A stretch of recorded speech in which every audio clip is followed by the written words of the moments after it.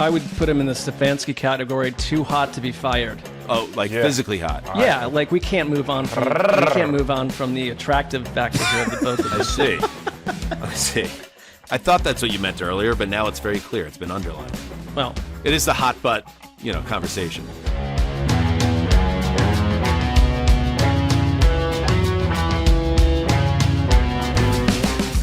Hey-o! Welcome to Heed the Call, a special Labor Day edition of Heed the Call. I am Dan Hanzus with the great Marc Sessler. What's up, Sessy? Well, while other people are, lounging around the hotel pool in their bikinis and bathing suits, we are working on Labor Day. Working on Labor Day. We're definitely not pre-taping this ahead of it. Absolutely not. Under no circumstances would we do something so unprofessional. So that's why this Monday, what a great Monday it's been so far. Weather is normal for this time of year, and various things that would happen on a Monday are happening, so that's a cool thing. Yeah, and if you want to ask me what happened on Saturday and Sunday, I can tell you everything you need to know. Like, that's where we're at right now. For instance, I'm wearing this Oasis shirt that the concert that I went to yesterday, Sunday, and what a show it was. I enjoyed it. And that's why I'm here on the Jersey Shore in my parents' downstairs area. And, a little bit of a tradition that we like to do. In fact, why don't we bring in our guests on this very important Hot Butts 25 episode? Not even, this is family. First, welcome back Conor Orr. Where's Conor been? We've missed him. What's up, Con Man? Hello. And then another beautiful person in our life, the great James Palmer rejoins Heed the Call. What's up, guys? I'm so excited. Hey, James is hot right now. Yeah, James, you got we were on the Rich Eisen show, and your name came up. And this what do you mean, last week? Last week. Yeah. Last week. Because this is Monday, and that was last Tuesday. week. This is now we're in the new week, and like James immediately. A compliment to your hair from Rich Eisen on national television. So I appreciate Rich. I know I went on the YouTubes and I saw that you guys were sitting there in the chairs, all Burt Reynolds like or whatever. It was cool, man. It was awesome to see the boys out there. We shared the anecdote on the show, or I should say, I shared the anecdote on the show of Sean Payton like singling out James Palmer, Jimmy Palmer on the field at the Broncos facility and be like, I love this team, Jimmy. I love this team. So I've been spreading the gospel of Palmer after you told that little anecdote. I appreciate it. By the way, big time for James Palmer. He's the new host of The Athletic Scoop City with Diana Rossini and Chase Daniel. That's hot. Also, 89 is back. We're back, baby. Good. Back with Steve Smith, which is wonderful, and we're back with on a new platform with Odyssey. So life is great for all of us. For proof that I am on the Jersey Shore, this is a tradition. I think I did this last October when I was here. I, at random, downstairs, my dad has his entire record collection. I guess my mom's record collection too. So it's a long row of about 1,000 records, old LPs. And I've pulled 3 at random, okay? I haven't looked at them yet. And so here is record number 1.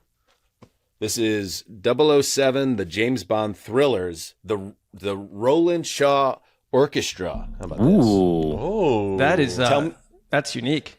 Tell me your dad was born in 1953 without saying he was born in 1953. Doctor, no. Okay. More like Doctor, yes. Yes. Second album pulled at will. This is a classic. This is The Who. Who's Next? Oh, yeah. Gotta love that. Pete Townsend, Roger Daltrey, Keith Moon. And then third, Freedom Rock, which was released according to this, the back 1987. And what is Freedom Rock? Well, This is America, isn't it? So it's freedom. You have bands such as The Byrds, Jethro Tull, Santana, Otis Redding, Deep Purple, the Allman Brothers, the Guess Who, Elton John, who's not American, but I guess freedom goes beyond our borders sometimes. So that's cool. The Moody Blues and more. So those are 3 pulls from my parents' old LP collection. How about that? I like it. The Freedom album of 1987 is probably way better than the 2025 version. I would gasp to know what's on that record. Yeah. Yeah. About a Toby Keith. Yeah. Sonny and Cher made it on record Ford side A. That's wild. There's 4. That's a 4-album set. Oh hell yeah, bro! Holy Jock shit! Jams? That looks like This something that was you the would buy prototype off. for Jock Jams. Was that bought off like a television ad? You know, like back in the day. Looks like it. Yeah. It was part of a collection. Like they had another one called Senior Prom, the All Nighter, and Cruisin', which I think probably was like 50s for people that were of the earlier. The all nighter does not sound as if for children. It feels like it's for the adult population. And the Cruiser, when you put it on your record player in your car, would probably skip quite a bit. James. Don't worry, James. We have 55 more minutes to come back from that joke. All right.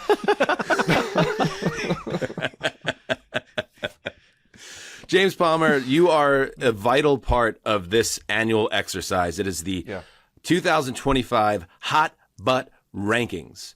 And these are my rankings, but they're open, obviously, to interpretation for the entire group. Hopefully this goes better than the head coach Sirianni rankings, the Sirianni line. I know, Conor, that it only strikes me now that you haven't been on the show since then, and perhaps that was on purpose. You were so upset about that, so I'll try to do better. I guess, Dad, don't give up on me, Dad. I guess I'll say. It wasn't just that one. It was 2 weeks before that when you invited us on to talk about network theme song power rankings, and then all of a sudden it was just like, oh, here's the power rankings. I don't give a what Conor thinks, and let's move on. And so this is all starting to feel like just like a dictatorship electoral process. You know, I feel like Conor and I are in a support group that I share a spot on in that group. So. Okay, that's fair. That's fair. Ooh, I just hit the parrot. That's fair. Okay, and I apologize for that, but so we'll do it again today. Yeah, the network song power rankings was not subjective. That was the list, okay? And then the Sirianni line, I was very upfront about that was just one man's opinion, and then we never really got to chew up anything else other than the Sirianni dialogue. In this case, with the great Jimmy Palmer with us, with Conor here and on edge after missing a week of the shows because of anger over my Dalton Sirianni comparison, I promise that this is not just me saying, here's the list. This is us talking together and even making changes. All right. This will truly be collaborative. I promise. Okay? A committee. Yeah. And if it doesn't feel that way, please call it out and let's slow it down and get together. Okay. But so you view this as this is a more like, here's a placeholder. Let's have a conversation. Okay. Let's start as we always do. We're going to get right into it on this beautiful Monday. I woke up this morning and I went and took the dog for a walk. And I was like, man, I think Mondays get a bad rap. This has been a great Monday so far. So I was just like, yeah. Oh man, so many restaurants are closed because they close on Mondays, especially on a holiday. Crazy. So some disappointment today as well on Monday. Right, hot and cold. At least I'm not the bottom anymore. That's what she said. Here we go.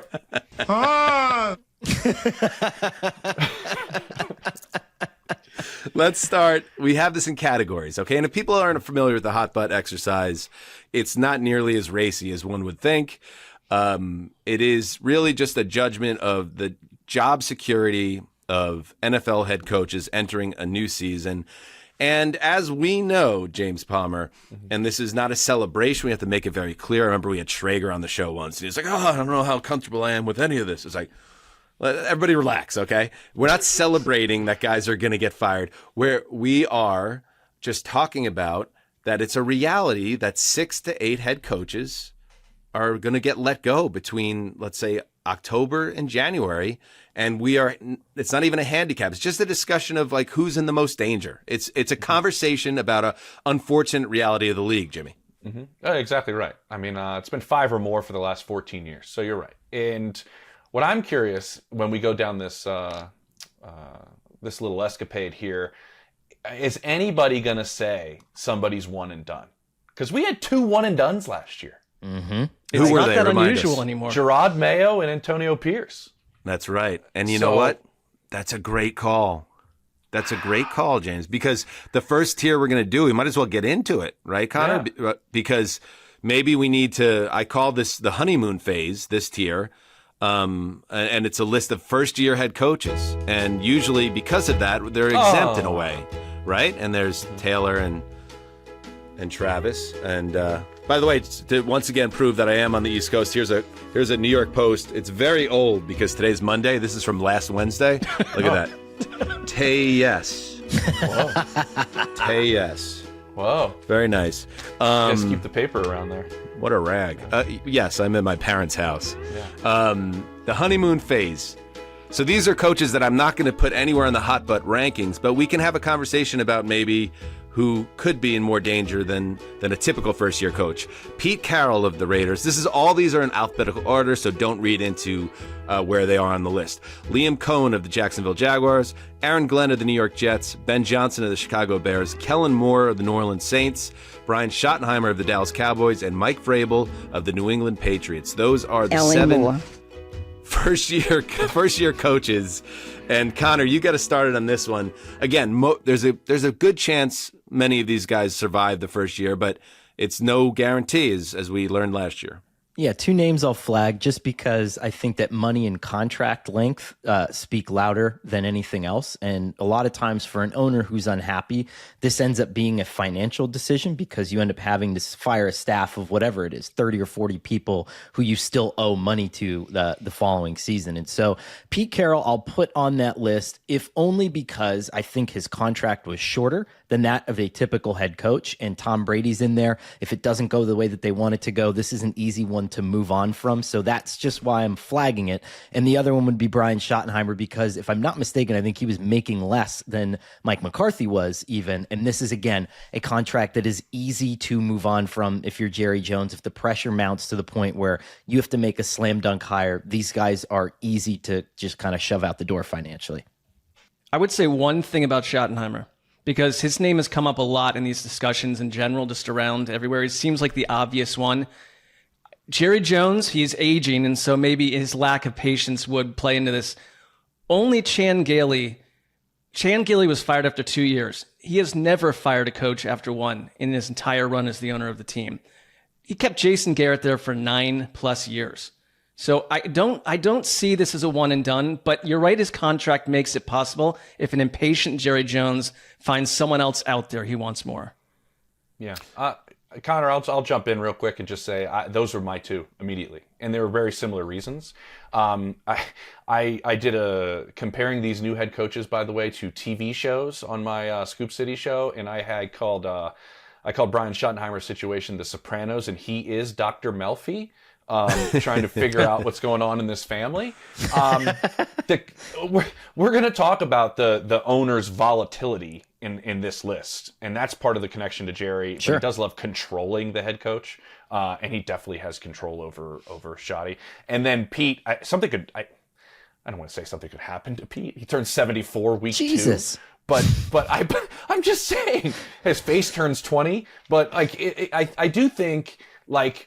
That is an organization that Tom Brady and company have been very open about, that they have no patience. Like none. Like this should be turned around quickly. And they've been very open about that. I think Pete is part of that and part of the reason why they hired him. But those are the only 2 names to me that jump out at all. I think everybody else is in stone. Mm-hmm. Yeah, I think, yes, Justin. I'm going to jump in with a counterpoint and just throw...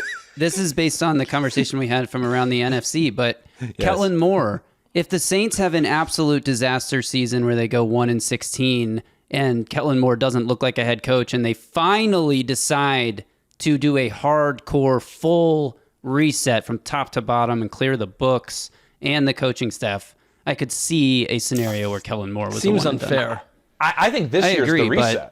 I think this year it's very rarely fair yes. when you're one and done. It's very rarely fair. It's like outside things have underdone. Right. Was it fair to David Coley when he had a clearly tanking Texans team that he only got one season? David Coley also signed David Culley also signed a 2-year contract, and so I think he knew what he was walking into in that situation. I think it was honestly, Conor, so he could call his dad. I'm not joking. And be like, I'm a head coach in the NFL. Yeah. And then once that was accomplished, David Culley was super cool with just riding off. Actually did a nice job, though. He won 4 games with a really bad team. But father and son stuff, man. Yeah, it'll get just you. to counter your Kellen Moore thing, when I did reporting on the Saints job heading into last year's cycle, the whole theme of that job was showmanship. Like, they know that this is going to be a bad season, and they wanted somebody who, Dennis Allen to them didn't represent someone who could sell that to the fan base. And I don't know why Darren Rizzi couldn't, because I love Darren Rizzi. I thought Darren Rizzi did a nice job. But I know you do. I think that Kellen Moore represents... Ever. Thank you, Justin. I think that Kellen Moore represents, like, hey, he's young, he's going to be here for a little while, and so I'm not worried about that one. It is a holiday for Justin. Yeah, it is very much so. It is Monday. Yeah, the Pete Carroll one, his age, as you said, the fact that it is an organization, a little bit of flux in terms of the power dynamic. I'm curious. Like, here's a little update, by the way. So obviously you have, Mark Davis it's pretty clear that he's tried to show that he's a more patient man typically than his father was known as, but he's also Mark Davis and he's an unpredictable human being. And then you have the Tom Brady of it all. And here's a report from Andrew Marchand, our old buddy. The Brady rules are basically done. The NFL will allow Tom Brady, Fox Sports' top TV game analyst and Las Vegas Raiders minority owner, to take part in production meetings with coaches and teams this season. Sources briefed on the decision told The Athletic. You may remember in Brady's rookie broadcasting year, he was banned from these information gathering sessions for nearly the whole season. The rules were in place due to his ownership stake. The NFL relented for the Super Bowl. Brady's play-by-play partner, Kevin Burkhardt, and other crew members would inform Brady of what was said in the meetings. The sessions with coaches and players can reveal nuggets that can be used during the broadcast. They take place over Zoom and or in person. Finally, Brady is still expected to be barred from team practices as he was last year. Fox Sports and NFL declined to comment. Conor, I know you've been hot about this one and just the idea of Brady getting preferential treatment in general. What does this tell you? What does this mean to you when you heard this? I'm going to go back to a phone call I had with one of my heroes, the great Peter King. And he said, Conor, this little bailiwick that we've got here is a harbinger for society at large, and we need to protect it.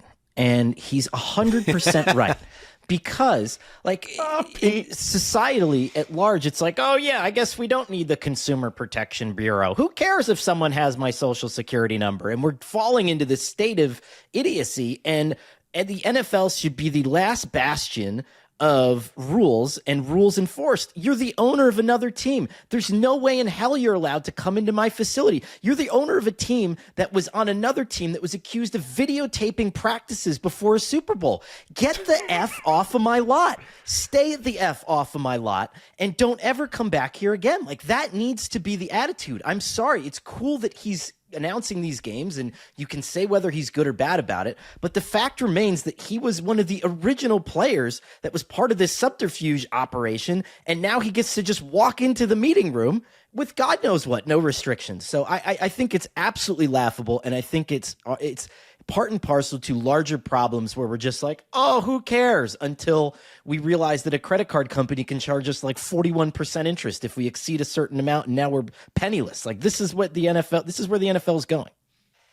I guess Conor in like a Big Short sequel would be good. Conor R. NFL penniless. Conor, why do you think the NFL, have this in place a year ago and be so strident about it, and it's a talking point all year, and then now they just changed the rule? Like, what's changed? What's different? Why suddenly is he allowed to do this? Especially if they're playing the Raiders the next week. It wasn't very good the first year. Yeah, that's it. And that's the point, right? Like, we knew he wasn't going to be good at it because he couldn't go into the building, and all the prep work that he did the commercials on, bragging about how hard he worked, like, clearly didn't come through. And so now we're going to let him into the facility just so he can fill the dead air spots with platitudes that all these announcers get from spending weeks in the booth. You know what I'm talking about? Like, what is he going to get out of it versus the damn damage that it's going to do to the NFL. Now, during dead air, during a game, he's going to be able to be like, well, that offensive coordinator is really great. I talked to him this week.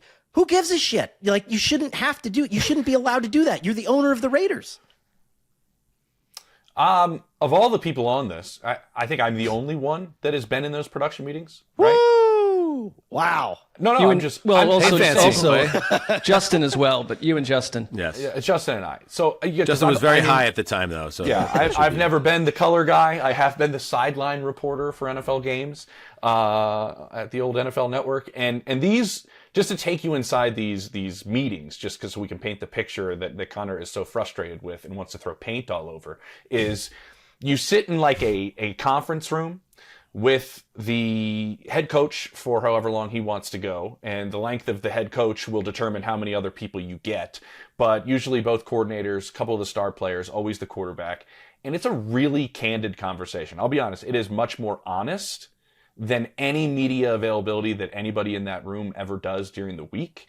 You can ask questions, and it's up to the group to kind of determine what they can use on the air and what is kind of like just, hey, this was said to me, and just I can kind of put it together myself. You don't really want to directly quote some of the things that are said in those rooms.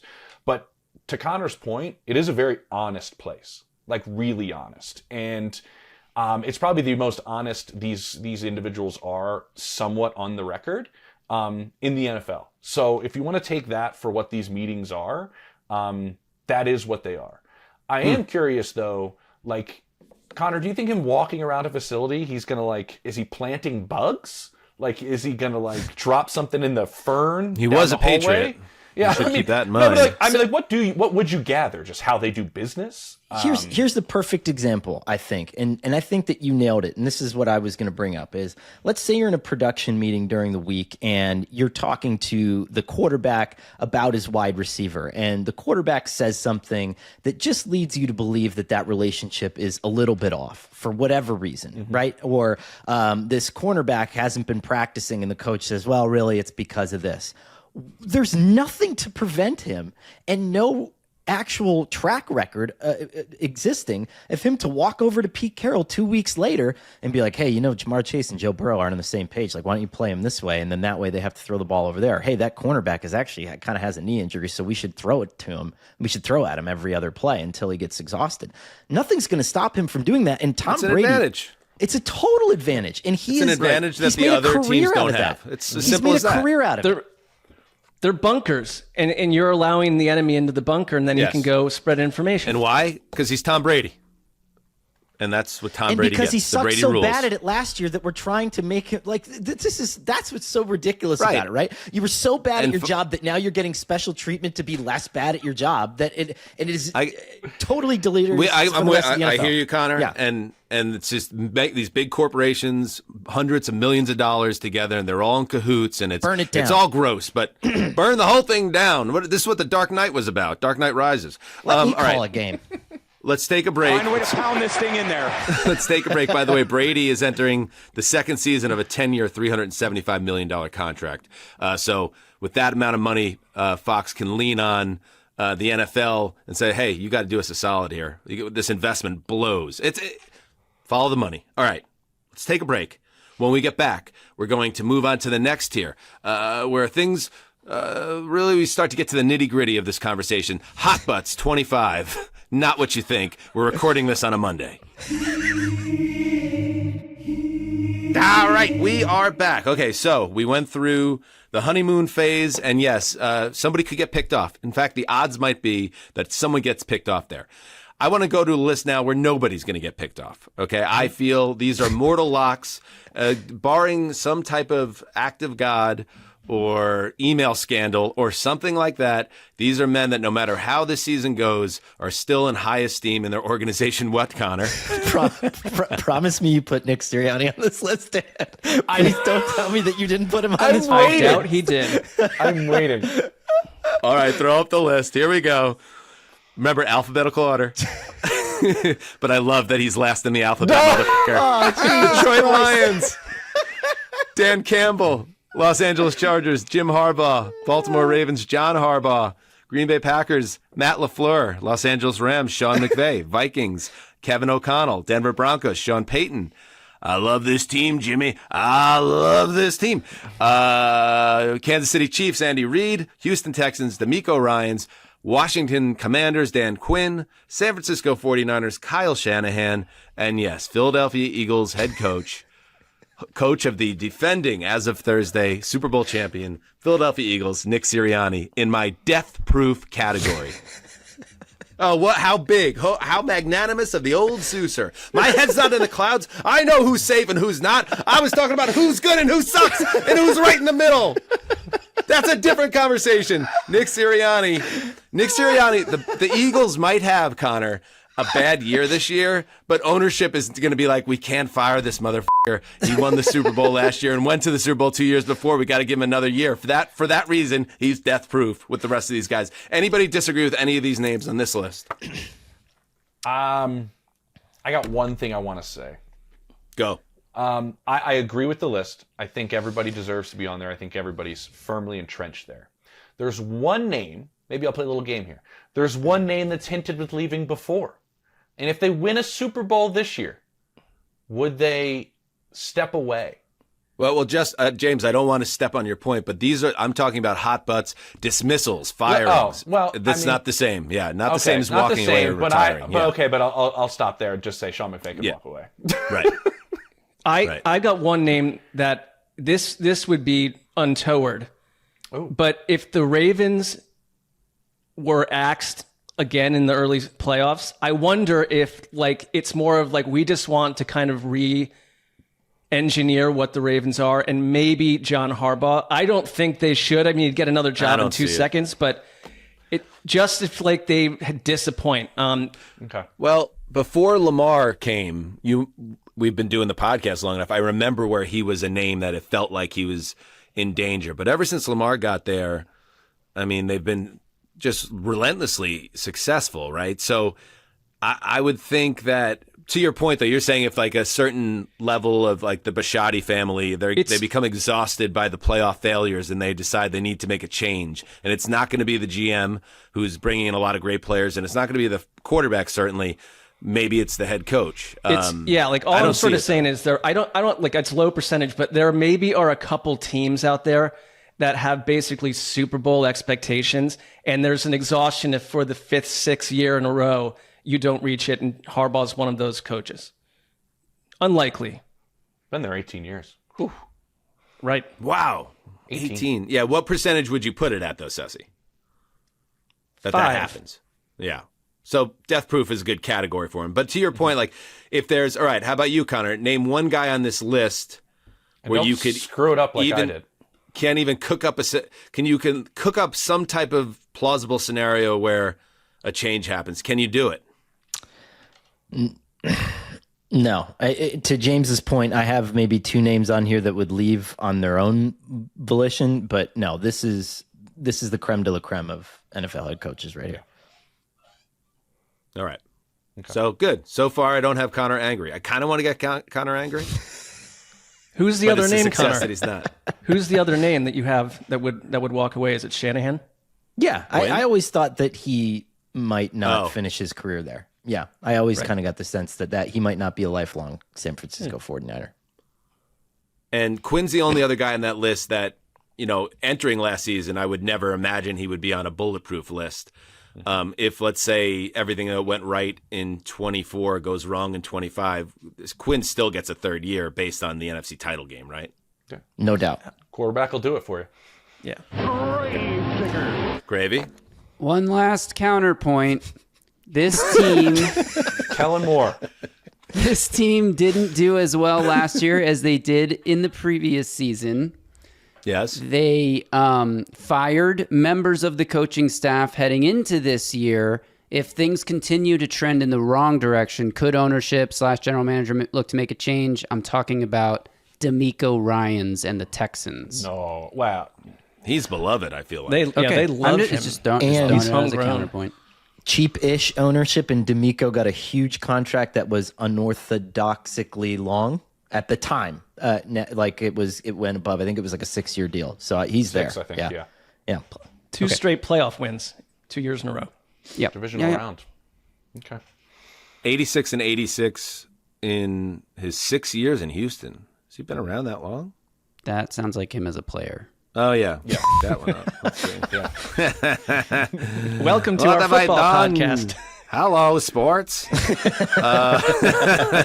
It's like, wow. It's like, he got a job at 27? That's amazing. People should You write know, about somebody's that. got a case of the Mondays, you know? Yeah. Let's see. Skippy. 2021. This is his third year. Yep. Yeah, 20 and 14, 2 back-to-back 10-win seasons, won a playoff game. He's good. All right, next tier. Let's see. Now maybe it gets a little more interesting, or maybe I just nailed it this year. Okay. I call this category, I feel good. Da, da, da, da, da, da, da. All right, wrong James Brown in the photo, but a great photo of the broadcaster James Brown. I originally wanted the big sweaty soul legend James Brown, you know, that the meme that's out there where he's just Full of absolutely he looks like a monster, where he's just caked in sweat, and yeah, he's 50% cocaine. But couldn't really find a good ones. But I like this picture of James Brown, the famous broadcaster, so I use that instead for the YouTube audience. Sound off in the comments and let me know. Let me know what you think about that decision on the production side of things. I feel good. Can I just say it would have been better if you didn't describe it at all? If you just would have just went right with it. I feel, to see if anybody noticed. Yeah, I feel good. I feel good, which means, and this is only a list of 4 names because they're kind of in an in-between world where I don't see them as ironclad. They're not death-proof, but I don't see them as necessarily in danger either. But that doesn't mean they can't be in danger. Buccaneers, Todd Bowles, Sean McDermott of the Bills, Mike McDonald of the Seahawks, and yes, now I'm curious if there's pushback on this one. I have Mike Tomlin of the Steelers in the I feel good territory. I would almost guarantee in the years we've done this exercise, Ceci, he's always been in the death-proof category or whatever we've called that category. Do you think it was fair to drop him down in this season, or too much of a rush to judgment? Yes, I do, because I think that the Steelers have been mired in milquetoast middle worlds for a long time. And so maybe that's a lot of Steelers fans, and we know a couple, they are the ones that seem the hottest to get rid of Tomlin when things go wrong. It's been a long time since they've had playoff glory. He's a great coach, but it could be the kind of thing where we're ready to move. But that is an ownership group that has had, 3 coaches in their history. So, you know, they're not like it's not Jimmy Haslam in Pittsburgh over there. So it would take a lot. I always wanted to push back on the narrative that, you know, because everyone talks about this team not having a quarterback, and now this idea is, okay, now Tomlin has a quarterback, and if he doesn't win, then you can start talking about pushing him out the door. Aaron Rodgers really isn't like a quarterback, in air quotes, and it was an ownership decision to keep Ben Roethlisberger for like 2 straight years after he clearly demonstrated that he couldn't play quarterback. And so a lot of this is not on Tomlin, and I would like to see him with a runway of an actual capable or pseudo-capable franchise quarterback. And so, you know, and I know we're a long way from that, maybe 2 or 3 drafts from now away from that, but I don't want to rush to judgment just because, oh, this team wins 9 games with Aaron Rodgers this year. I'm not sure if he's feeling good. I'm not sure if everybody's feeling good. And I'm gonna continue the Mike Tomlin thing. And I understand what Conor's saying, and I think it's accurate. I was also at this playoff game in Baltimore, and I was at their game, I think, in Philly towards the end of the season. And I remember people in Philly being like, this team has no juice, like at all. They know they're not going to win. They got mowed over, if you remember, in Baltimore, with no life to them whatsoever. My comp to this, and it would just be the idea of they're all in on 2025. And I mean all in. Their players are using it as tremendous leverage for their contracts, that they are all in on 2025. But the other part is there just a conversation in a room at the end of the season that just goes, I think it's time. Like, I just think it's time. Like, my comp would be, and it did bottom out the last year in this comp, but it's very similar, is Andy Reid in Philadelphia. Yeah. That was 14 seasons, 3 losing seasons. I mean, just utter domination of the division. The last time anybody's really dominated the division was Andy Reid. And, it bottomed out due to some off-the-field things, obviously, with, his son passing away at training camp and off-the-field stuff for Andy. And they go, I think they only had 4 wins that last year. But if you remember the departure and, like, the standing ovation he got when he, like, left from the players, and that's one of the rare occurrences where it worked for both sides. I mean, Philly's won 2 Super Bowls since. Andy Reid's had tremendous success in Kansas City. I could see Tomlin being part of a mutual agreement that it's just time. The message has gone stale. It happens with every coach, even the best of the best, like Mike Tomlin. And he goes and has tremendous success, like Conor said, with a real quarterback somewhere, and the Steelers completely reset, and maybe they find their way again. I could see that being a possible scenario if this all-in approach in 2025 just maybe equates to his first losing season. You can tell that there's been at least some thought on that avenue, James, because I think you made a good point, is whenever a couple jobs that made sense for him have come up, his name has come up. And whether that was the Commander's job initially under new ownership, it's like, okay, whenever they move on from Daniel Snyder, it might have been the very end of Daniel Snyder and he needed to fix things and fix public perception. Tomlin's name came up. His name came up when James Franklin got the Penn State job, when Lincoln Riley got the USC job. And so now that you're starting to see this bandied about a little bit, I do think it probably does represent just a little loosening of the brick wall, maybe. Mm-hmm. I want to have a quick conversation about Sean McDermott, not because he's not done a great job there, but the conversation of the exhaustion of like the Bills getting over the hump or not getting over the hump. And if that's totally a thing on the outside of people like Sessy as an example, Mark, not saying you're in the wrong at all, but I know you've expressed that opinion, like, shit or get off the pot basically with the Bills. Is there any scenario where they have a season where they take a step back or they just fall short again in January, and there is any conversations in that facility about should we make a change to get over the hump, and impatience wins out? I'd put it in that same category with the John Harbaugh situation, right? Like, it's sort of like the expectations are literally nothing less than a Super Bowl win. There's been some stuff in the past couple of years with McDermott and the Bills that, there's that tell-all piece that were negative. There were negative things, but it's like in general, that's one of the most stable teams in the league. And so you're referring to the 9/11 speech? The 9/11 hype speech? And there's that, but there were other elements to that article as well, where it was just like, there seemed to be some problems, but at the same time, he recovered from that. I think they'd have to something bad would have to happen for him to be gone. Because who are you going to get that's better? And they have to move on from the GM as well, probably. Unlikely. Yeah. None of that's happening, I don't think. I will say this: there was a high-profile coaching candidate. You got to have something to bitch about. That had that job on the very kind of outer reaches of his dream scenarios when he was entering the carousel a year ago at the beginning of the season, where it was like, okay, I'm going to outline the jobs that I'm going to attack, that I'm going to market myself for. And I know that was at least in some people's pipe dream scenarios. So it felt maybe just wobbly enough that you would allow yourself to dream about coaching there. I do know that's true. People dream of Buffalo.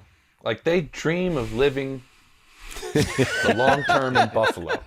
I get it. I'm kind of with both you guys. What if, and just I'll throw this out there, what if the season ends again, and I've covered every single one of them, by losing to Patrick Mahomes and Andy Reid? And it's like, we need somebody to change our thought process that this is not a thing. Like, we can get over this. And do we need that to be somebody different? Side note, by the way, real quick, Sean McDermott told us, had a speech on Hard Knocks where he talked about a coach throwing a chair. Do you remember that? Anybody else watch Hard Knocks? No, we've not been completists on Hard struggling Knocks. with. I'll tell Andrew Siciliano. I'll tell Andrew that you don't watch his Hard Knocks podcast. He was on the show last week. He texted me today asking for tickets to see you.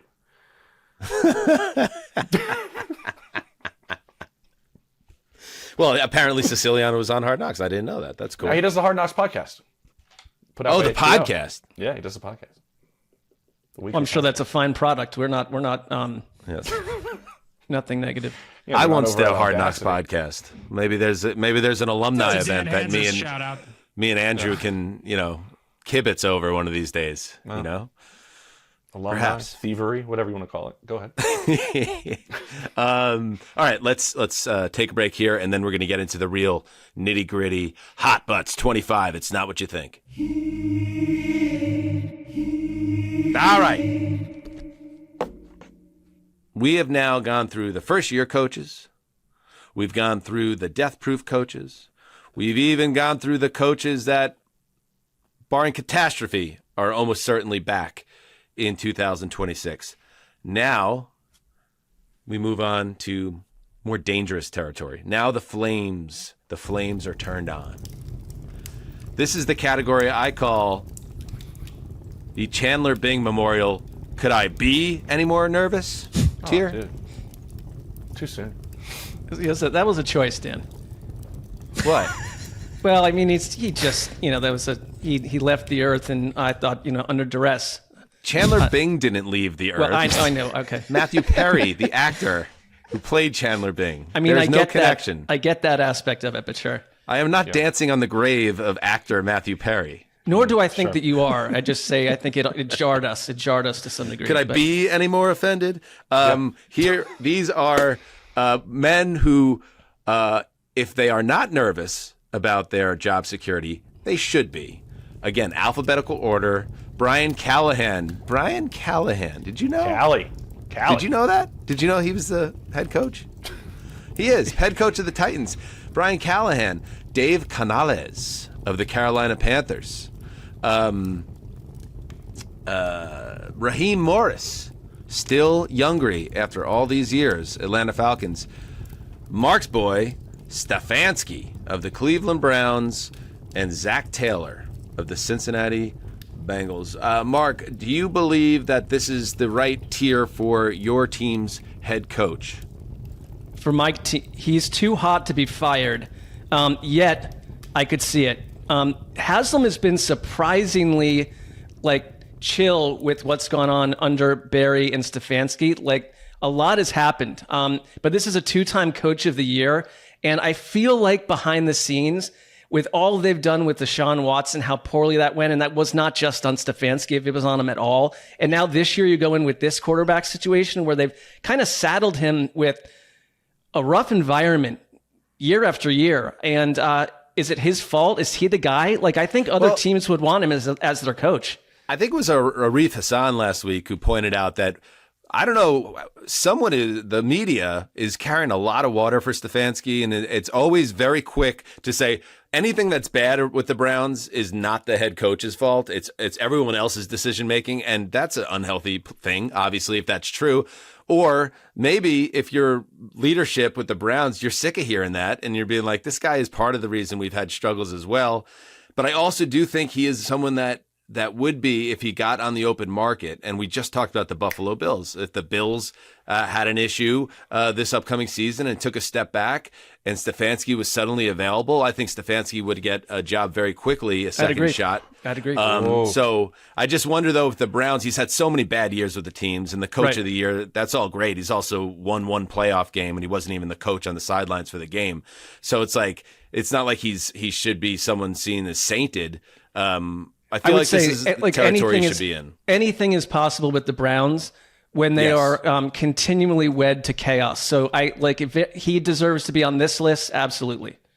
Okay. My quick 2 cents is this. I'm just thinking about what you guys would do as a kid that was born and raised in Philadelphia. You're going to take a kid, Sean McDermott from LaSalle Prep, and you're going to shove him out and replace him with another kid, Kevin Stefanski, from the Prep, St. Joe's Prep, and swap them. Those are rivals. Philadelphia rival high schools those guys went to. Philadelphia would be a mess. I did not think of you that. ended up making. Yeah. No, listen, I would say this. I was on the phone this week with a general manager who was like, I feel bad for Kevin Stefanski. I think he is an unbelievable coach. Now, to Mark's point, I don't know how much of this, whatever you want to call it, that's gone on in Cleveland this last couple of years is falls on him. I do look at them trading away the number 2 pick for the future capital in 2026. Do him and Andrew Barry make that move thinking they won't be there in 2026? That's part of my thinking, just that, hey, we're going to be here next year, so we can make this move to kind of flip over an aging roster, honestly. Good point. I tend to agree with you guys that given it seems like expectations are obviously low on the outside with the Browns, and internally, I think they see this as a development year. But they went 3-14 last year. Not many coaches survive another 3-14, if that's what we're heading toward. Now he could be different because they could view him as someone that's an outlier in this type of conversation. But those, if you have back-to-back seasons that are that rough, usually there's a conversation to be had internally where they're like, okay, we have the first overall pick, or we have 2 first-round picks, and we're going to trade up. We're going to get our new quarterback, and we're going to get a new this and a new that, and they just want to reboot the machine. I wonder if they might just go that route. They're like, and Sean McDermott's available. And just Deshaun flip-flop. Watson's coming back. No. Deshaun Watson. Connor, what do you think? The Brian Callahan one stands out like a sore thumb to me on this list. I think he kicks over to a more serious category of a guy who has to perform well this year and this year in particular. Okay. And the reason why I say that is because we have the looming opening of the new Nissan Stadium in 2027. I am curious how well advanced season ticket sales and PSLs are going for that. I'm not exactly sure, but I don't know if they're going great. And you have a new franchise quarterback that if he is not a bona fide star by the time that stadium opens, and you are not an established head coach that has some sort of a personality that invites people to buy tickets to these games, if you are going to be there. And I think that the Titans have to do some serious public relations work if this is a bad season, and I think the head coaching position is an easy and cost-effective way to start that. Mark, Yeah. are you laughing because Connor has a dim view of the Titans on the Heed the Call podcast? That, and I is also not my love on this dim view. Monday. I love on this Monday morning that we can watch the exact position of the sun outside of Connor's window based on where it shines on his head. Do the math, bitches, if you don't believe us. Classic Monday sun scenario. Justin, what do you think about this? So I have some sources actually on this one about the safety of Brian Callahan. Very I have nice. done a little bit of digging here. My understanding is that barring a disaster season specifically from Cam Ward, Callahan is likely safe. The Titans know what kind of perception they have, what Amy Adams Strunk has become with the constant hiring and firing of coaches and then GMs and then coaches and then GMs back and forth. And she wants to get rid of that. The Titans want stability. There is a world where they would favor stability over the best, quote unquote, head coach situation.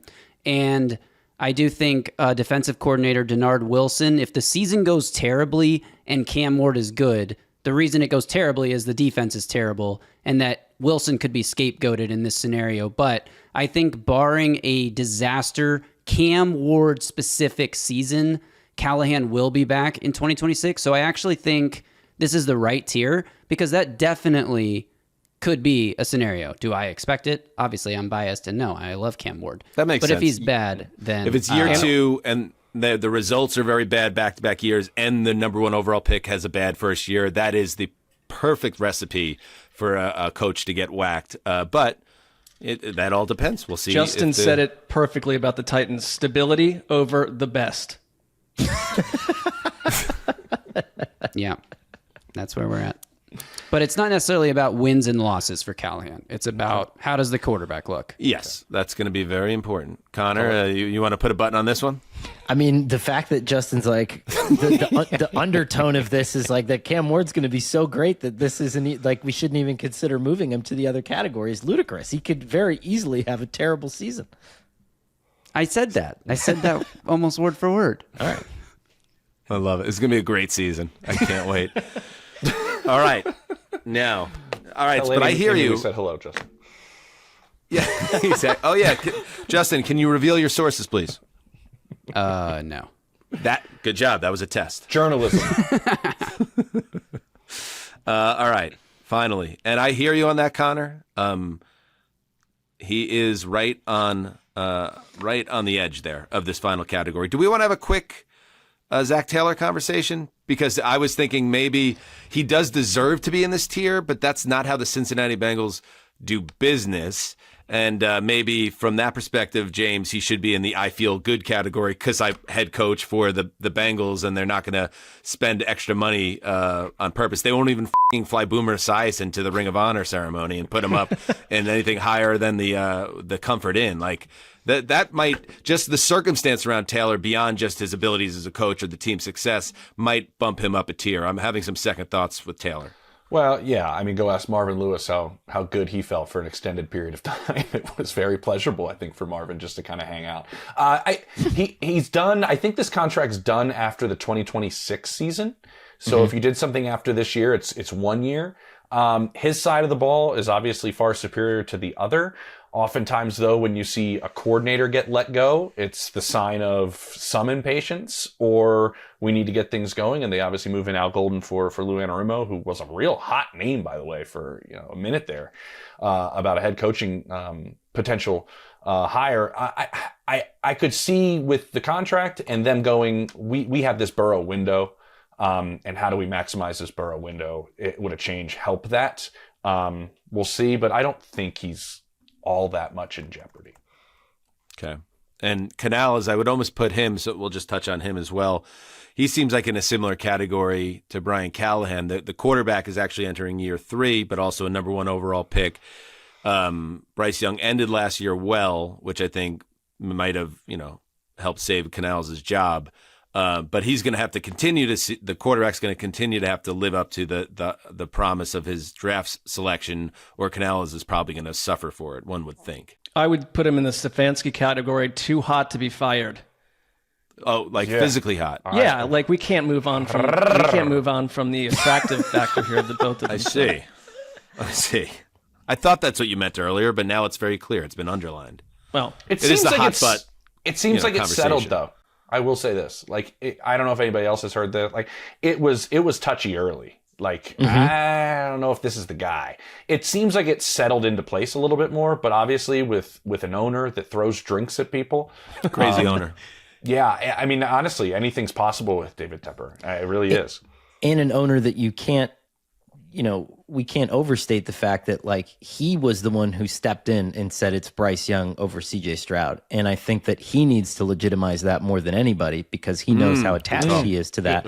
And Dave Canales has done a really nice job of building an offense for Bryce Young. And like Zach Taylor, maybe has that coordinator room where he can make some changes on the defensive side of the ball. Or I think Ezra Evero deserves to go somewhere else and just not coach that defense. And so maybe there's a mutual parting of ways. That guy needs to be with a good roster because he's awesome.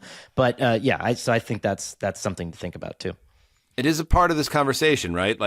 Also what teams or what coaches are saddled with a very unpredictable and dunderheaded owner at times. That's the number one factor, I think. Jacksonville with Shad Khan is unpredictable. Obviously, Woody Johnson with the Jets. Obviously, the trucker Jimmy Haslam with the Browns.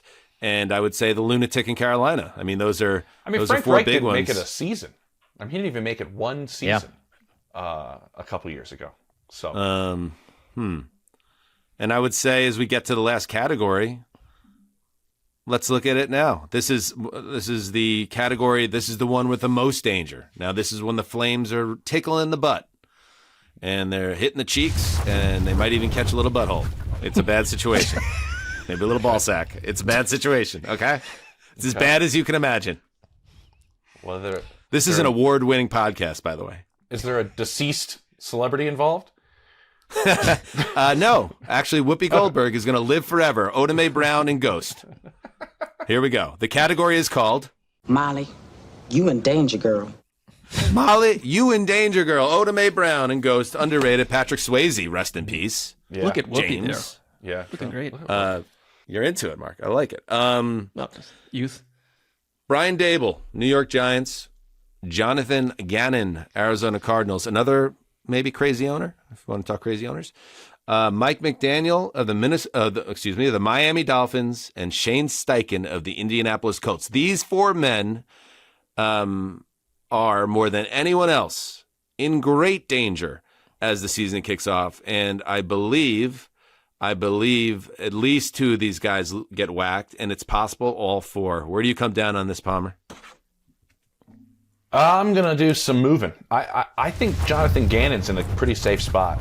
I agree. Really? I do. Okay. I mean, I think he goes 4-13 in the first year. He goes 8-9 last year. That's a big jump. I had a chance to spend some time with people there and talk to them. I don't know if Conor had heard this at all from people around the league, but like, even though like the wins weren't there over the last 2 years, you could feel a different team. You didn't enjoy playing them. They were tough.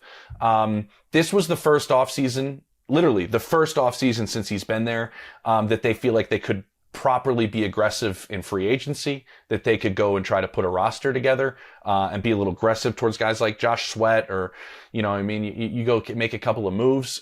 This all hinges on the quarterback. It really, and I had people there tell me that. Like, this hinges on Kyler Murray. Like, I went to their joint practice against Denver, which should be one of the best defenses in football, and Marvin Harrison Jr. was open constantly, and he was overthrown constantly. Like, those two just do not seem like they're on the same page.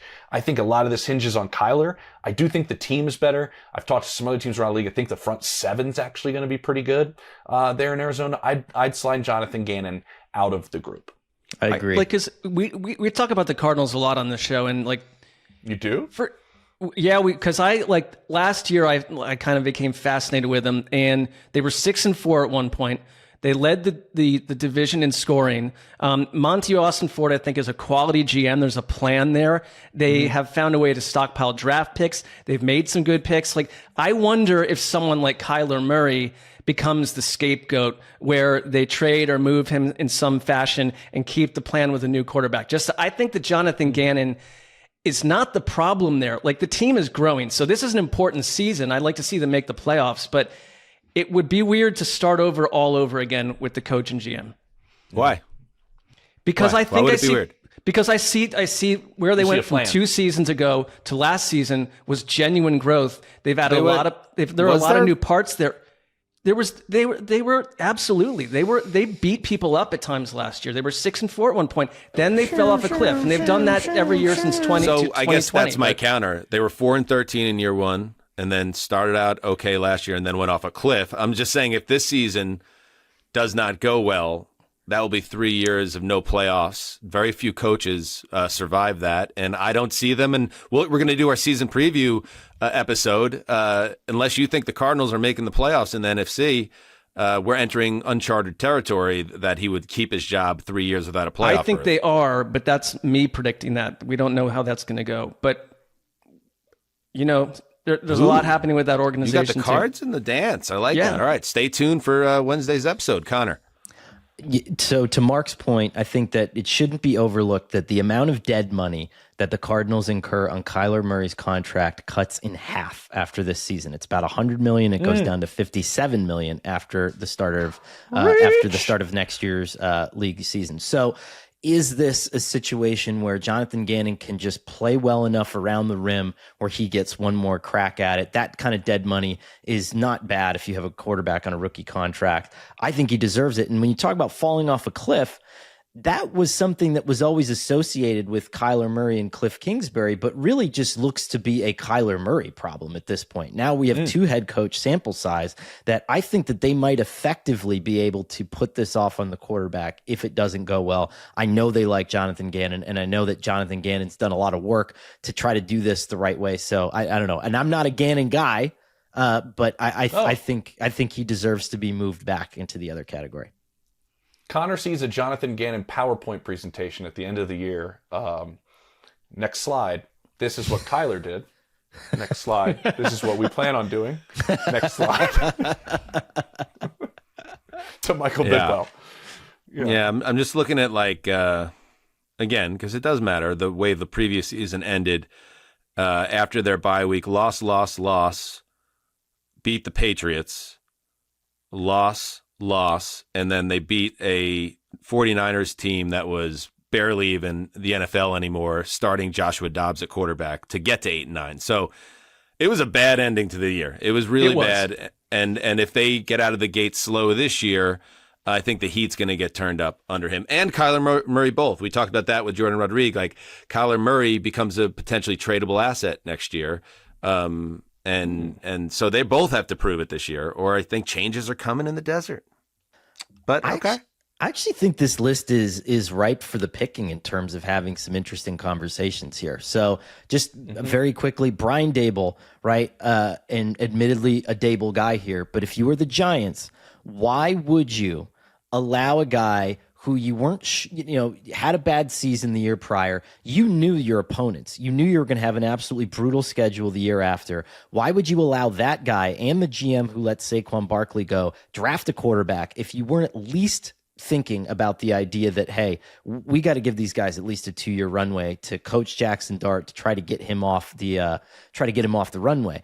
That's a thought, and I think that Shane Steichen and Mike McDaniel are both GM questions far more than they are coaching questions. I think that these are guys who are far more respected as play callers in their arena and have GMs who have done nothing but pull the wrong levers for them on the opposite side. So I think that I don't give a shit about what I feel. There is new ownership.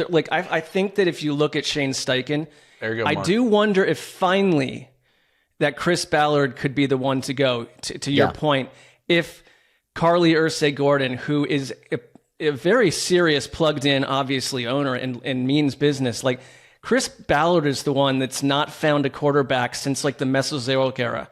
I mean, since Andrew Luck. And Steichen's gone 17-17 with a bunch of garbage at quarterback. So let me just say this, though. Like, if you're a GM, what are the two things you want to be able to do when you get hired? You want to be able to pick your head coach and be aligned with the head coach, and you want to be able to pick your own quarterback. Like, it's going to be tough to make that case potentially to a general manager. It's like, no, you don't get to choose who you're working with. Those marriages are not usually successful, right? Or they can be volatile. The Daboll thing is, I get it. Like, by the way, it's all. I'm not just saying whether these guys are good head coaches or not. It's not just that in a vacuum. It is the situation around them. It did appear, and based on reporting around the Giants, that there was a lot of consternation about Daboll and what are we going to do with this guy? And we like him. We're just not seeing results, and it's been a really tough couple of years with this team. They stuck with him obviously after the 6-11. They go down to 3-14, and John Mara was very vocal with the media. It was like, we need progress this year. So if there is progress and they do, and then the young quarterback gets in there and plays, it's another reason why I think, Conor, one of the many reasons I think Jackson Dart's going to get in there, because if Russell Wilson begins to struggle or is kind of a game manager quarterback that's not really moving the ball enough to the team's liking, that you're going to want to get the kid in there and as a head coach be like, look, I'm the future with this young quarterback who I believe in. I think he's going to be pushing for that. And then the other, who else is on the list? I'm looking at the Shane Steichen, Mike McDaniel. Shane Steichen, same thing. Like Steichen is a situation where there's volatility with ownership and a failure with a Anthony Richardson top 5 pick at quarterback. And I'm wondering if he gets thrown out with the bathwater a little bit. And then Mike McDaniel. This one is maybe one where we're all aligned, that McDaniel just seems like he's gotten to the point in his run with this team where unless they make like tangible progress, and that's like make the playoffs, maybe win a playoff game, you could see that change happening as well. Plus, I think Stephen Ross has a wandering eye. I mean, he had like his wish list of NFL figures out on a boat, at times secretly to try to hire them. So boats, right, yeah, it's like Miami Vice. Gravy. Just to your point, Connor, the Bears did it with Matt Eberflus last year. The Panthers did it the year before that with Bryce Young. The Jags did it the year before that. Like it happens almost every year. Somebody with the number 1 pick or a rookie top 10 pick quarterback fires their head coach right after they let them draft him. It's crazy, but it happens every year. Yeah, that's true. The one thing that I will just push back on a little bit, and not really, but you made the point about pairing your head coaches and your GMs. If you're Mike McDaniel, one of the things that he has going for him, I don't know, the Dolphins have soared in those NFLPA surveys under Mike McDaniel. I think that the owner does like the perception that they have as a place where everybody wants to come and play, specifically because of Mike. And with McDaniel and Steichen, McDaniel came from San Francisco with the 49ers. Steichen came from the Eagles. Those are two of the biggest bullpens of future GM candidates in the NFL. And I think it would be easy to find a good qualified candidate to replace the one that you have and a guy who would want to keep either one of those two and give them at least a short leash to give it a shot. So just a thought there. Oof. I like that. I'll just not even a pushback, but I wonder with those surveys, how much of it is really Mike McDaniel and how much is it that Miami is like the number one destination for all athletes in America that they want to play in Miami? Everybody wants to be in South Beach, no matter what the sport is. If Mike McDaniel was in Buffalo, I don't know if he would have the same level of support. But he struggled in that cold weather game in Kansas City. He might have to change things. A couple pounds in Buffalo. Listen, I mentioned Jonathan Gannon, so I'll skip him. With Brian Daboll, I kind of agree with Conor where it's at. I feel like he's kind of like Gordy Wilson in the first Back to the Future, and I think he has to preach that to ownership. He's really liked by a lot of people in that building, like really liked. And then with Steichen, I think this is going to be determined from the meeting that he already had with the new ownership. And that is when he sat down with Cully and said, I'm going to go with Daniel Jones. This is why I'm going with Daniel Jones. And that, to me, almost pits, this is what I'm doing. And Chris Ballard saying we're still developing Anthony Richardson is kind of like, Ballard's been there for 9 years. Right. It's a long time. And so, yeah, those to me, and then with Mike, everything ties to Tua's health. Like, it's really his successes and failures have tied to Tua's health. Now, there's been some things behind the scenes that have rubbed some people the wrong way with players kind of speaking out. I'm not sure if you guys heard any of that towards the end of the season. Somebody didn't want to play or something like that. Maybe we heard something. I think they're going to make a quick call on where they're headed as an organization come the trade deadline. I think that's where Miami's going to be. Come the trade deadline, I could see somebody like Tyreek being on the move, and we're looking to make a change, and then that could start to snowball.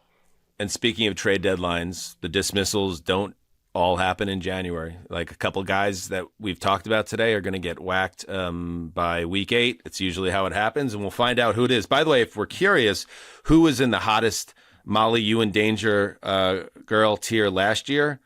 It was Dennis Allen of the Saints. I think, James, I think you were very hot about that. I was hot on Dennis Allen, yeah. Yes. We had the New York Jets' Robert Saleh there. We had Dallas Cowboys coach Mike McCarthy. And we had Philadelphia Eagles head coach Nick Sirianni. How about that? Jeez. Well, a year ago that made more sense. It was this was a collective. This wasn't a Zeusser call. Yeah. We all agreed that he was in a lot of danger. It also goes to show you, and now 1 year later we have him in the Deathproof list. Things can change very quickly for the negative and the positive. And that is life in our league. Put a bow on it, Conor. Your thoughts? One more thing, because there's no other podcast that I could probably say this on where it would be relevant, but James had mentioned Brian Daboll. It's a good thing to put a bow on. The thing for people to watch, Brian Daboll lovers and Brian Daboll haters, is salesmanship. 2 of the last 3 Giants head coaches John Mara wanted to bring back, but didn't because of a lack of salesmanship down the stretch. I'm talking about Joe Judge and I'm talking about Ben McAdoo, 2 guys who couldn't handle the heat, and so John Mara had to pull the plug early. If Brian Daboll loses, but loses in an interesting way and maintains his hold on the public in person at the press conference, at the podium, he's going to come back next year. Mark my words. Ooh. Oh. I got a text during the show that ties into that. Can I read it? Yeah, do it. It's from an AFC assistant general manager. Wait, is this breaking news? Do we need to give it the tag? On a Monday? No. Not on a Monday. Yeah, if it was like a Thursday, yes, but on a Monday, yeah. You ready? Definitely, Ready? Go ahead. Mark my words. Jackson Dart is going to be a problem for that division for years to come. Just saying. Okay, that's just one man's opinion. Why didn't that change for the New York Giants? This is the biggest surprise of the summer for me. Like how much people are in love with the Giants. No, I'm just kidding. Like this, just like it's incredible. It's incredible to me. It is. Well, I think they're going to be that team that you hate. Like teams that play them are going to lose the next week. They're going to be like one of those teams. I don't know if the Giants beat them, but it might be. They might be beat up and lose the next week. All right, just another thing to look forward to this season. By the way, you mentioned Ben McAdoo. I miss Ben McAdoo. Can we see Ben McAdoo in his opening press conference suit again? Because it's been a while. I don't know. Sound off in the comments on YouTube. I feel like I Ben Mac don't, but that's fine. I was there. Huge suit. What a day. I was Were there. you? Did you ask? Did you raise your hand and ask about the suit? He's like, sir, have you lost an enormous amount of weight recently? It's a wild suit. So this Or are you hiding someone? so Yes. Are you actually 3 children in a trench coat, sir? my 2 favorite moments of that. So I did talk to him about that. And he had lost a lot of weight like very recently before that moment and just didn't buy a new suit, which is hilarious. I mean, I've gone through a situation like that where you lose some weight and you're like, I don't think it was that much weight, and then you go to put your old suit on. Now, should Ben have just run over to Joseph A. Bank and rectified the situation? Yes, I think absolutely. so. He's the head coach of the Giants. Yeah, he's not going to the Giants. Some coffee runner could have went to Joey We're still Banks and talking got about it.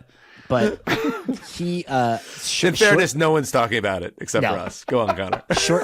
shortly after that happened, I did like a kind of like a deep dive on the McAdoo tenure, and he was he had a meeting with a player who he was trying to intimidate. And so the first like 3.5 minutes of the meeting were him just staring at the guy until the silence was broken. And everyone was like, what the fuck is going on here? And I just remember going back to that because I love him. I think he is one of the genuinely good people in the NFL. But when you try to be someone you're not, or when you're thrust into a role that just isn't the right fit personally, like if that guy was the head coach of the Buccaneers like 4 years ago, I think he'd still be there. I think he's a decent play caller, but I think it was just total wrong place, wrong time, and that poor damn Also, suit. Michael Scott. Yes. Also, Michael Scott. Yeah. James Palmer, you've said it all. You are the host of the Athletic Scoop City with Diana Rossini and Chase Daniel. Of course, 89 with future Hall of Famer Steve Smith. We got to get him back in there. Got to get him back. Got to on get the Steve show. back on the show. We love it. Connor, great to have you back with us as well. We missed you. It was a dark week without you.